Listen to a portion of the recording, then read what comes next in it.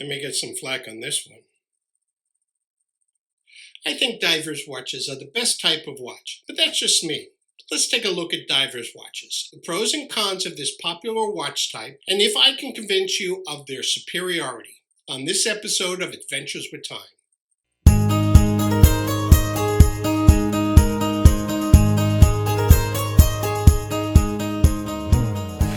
I like many types of watches. If you viewed my State of the Collection video, you will have seen the different watch styles I have. But I like divers' watches the most. They can have great aesthetics, pleasing design elements, and can be worn during virtually every activity. Some call them dive watches, or diving watches, or divers' watches. The ISO 6425 standard calls them divers' watches, so I'll use that term. By the way, if you're interested in the history of watch advancements over the years, including those essential for divers' watches, I'll leave a link at the end of this video. But let's face it, most watch enthusiasts who own divers' watches have never gone diving or need a watch that meets the robust requirements specified for divers' watches in ISO 6425.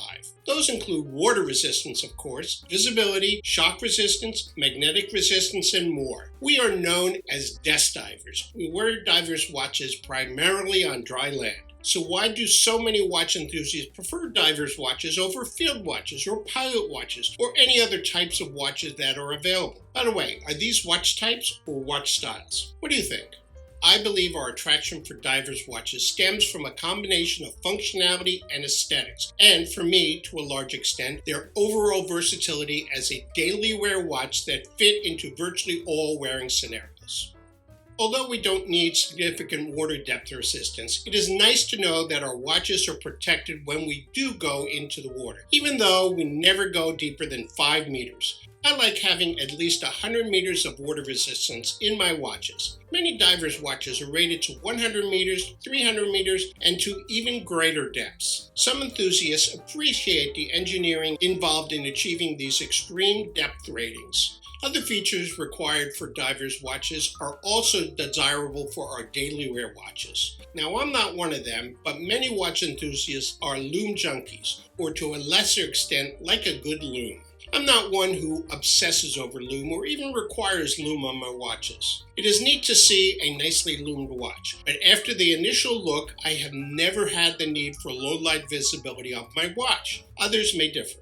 In addition to water resistance and lume, divers' watches have other features that may interest the desk diver. Magnetic and shock resistance are nice to have in any watch. On the other hand, divers' watches may have features that detract from the comfort and aesthetics of a watch. I mentioned case thickness before. Divers' watches with deeper water resistance ratings may have a helium escape valve that some may not like. Also, bracelets and straps for divers' watches can come with what is known as divers' extensions. These allow the watch to be worn over a bulky dive suit. I don't mind a diver's extension, but I'm not a fan of helium escape valves if they stick out from the case. Some valves are flush with the case and therefore, to me, have little bearing on the appeal of a watch. So far, I've described how features specific to divers' watches can add to the desirability of a watch. However, a large part of my attraction to divers' watches and why I think they are the best type of watch is their design aesthetics. I've been thinking if these aesthetics are actually inherent in the function of a diver's watch, but later I'll show you some examples which disprove this theory. I don't like an overly complicated watch. I find activation pushers and the 2 or 3 sub-dials on chronographs make a watch look cluttered, which to me takes away the appeal from a daily wear watch. Not that they aren't fun to wear on some occasions. That is probably why I have just one chronograph in my collection. On the other hand, I find many dress watches too plain or stark. Many dress watches are two-handed watches or have minimal hour indices. However, even those three-handed watches with a full set of hour indices are often designed to be unadorned with a simple dial. Unless I'm actually at a dress occasion, I find these watches to be boring, but not all, as you'll see later. A well-designed diver's watch, for me, has the appropriate balance between subtle features that provide interest to the watch and a stylish case, dial, and strap that delivers wrist presence without being overstated for a daily wear watch.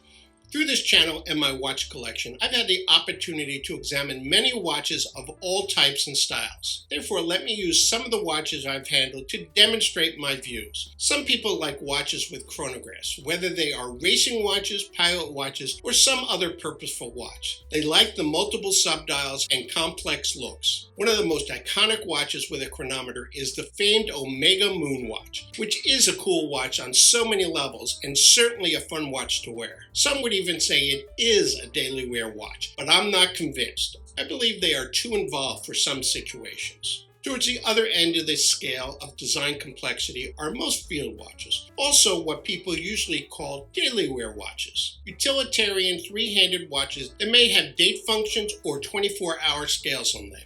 Many pilot watches have these same attributes. Now don't get me wrong, these simple watches can be beautiful, fun to wear, and historical. However, will they sustain one's interest every day?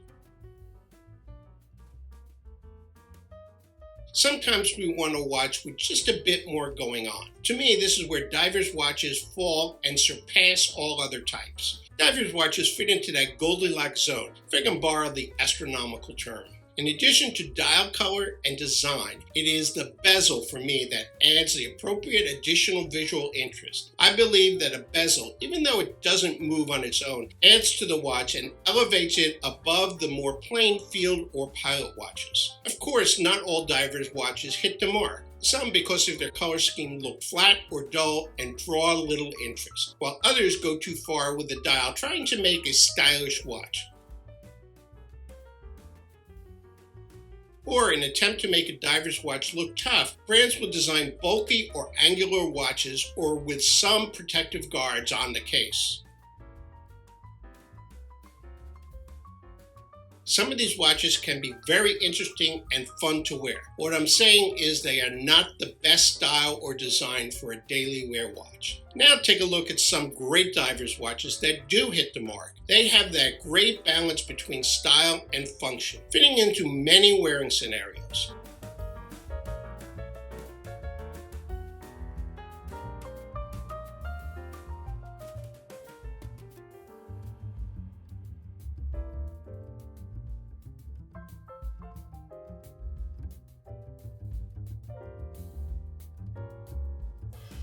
Have I convinced you? Please understand, I'm not saying that divers watches are the only watches you should own, or that they should be worn every day. What I'm saying is that they are the best all-round watch style. Maybe a way to express my view is that if I were limited to just one watch, I would want it to be a diver's watch. But let's hope it doesn't come to that. After all, who wants to eat just one type of food forever? Here's that video on watch advancements. And here is one on selecting a luxury watch that provides additional discussion on this topic. Thanks for watching, and I'll see you in my next video.